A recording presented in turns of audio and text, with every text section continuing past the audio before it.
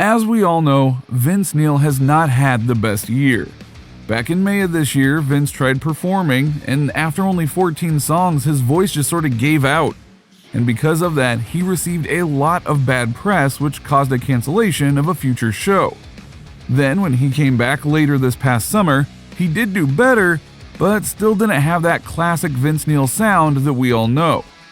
Then there were rumors that Motley Crue was looking to replace Vince with John Corabi, which turned out to be just that, rumors. But since then, Vince has been trying hard to get back into shape, with the help of M-Sculpt Neo, a form of therapy that uses radio frequencies and electromagnetic energy to build muscle and burn fat.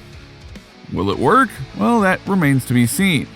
But in the latest interview with Nikki Sixx, he told Classic Rock magazine that Vince Neil has something no one else has.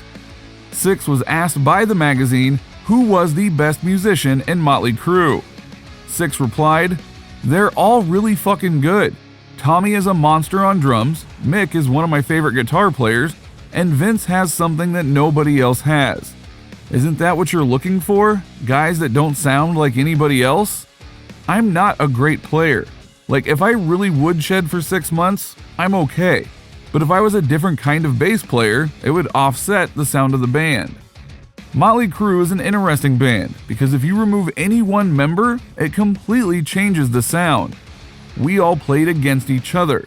A lot of times, Vince would tell me he struggled with the fact that I put so many lyrics in a song. Shout at the Devil is a good example, but it was because I grew up with Beat Generation writers as a teenager, and I would get into this kind of rhythmic frenzy. And because of the way that Vince sang, that was what made his voice excel. His voice was kind of like a Gatling gun, like bap bap bap. I remember the first time the four of us ever played together. We ran Livewire. I turned around to adjust my bass amp, and Tommy and I just gave each other a look.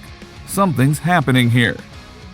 Now, Motley Crue is set for a 3-month stadium tour with Def Leppard, Poison, and Joan Jett and the Blackhearts the summer of 2022. So be sure to grab your tickets, as it's not going to be a show you're probably going to want to miss. That's your latest update from Rockfeed. Be sure to click the subscribe button and the notification bell so you don't miss out on future stories. Check out the recommended videos on your screen and visit rockfeed.net for more.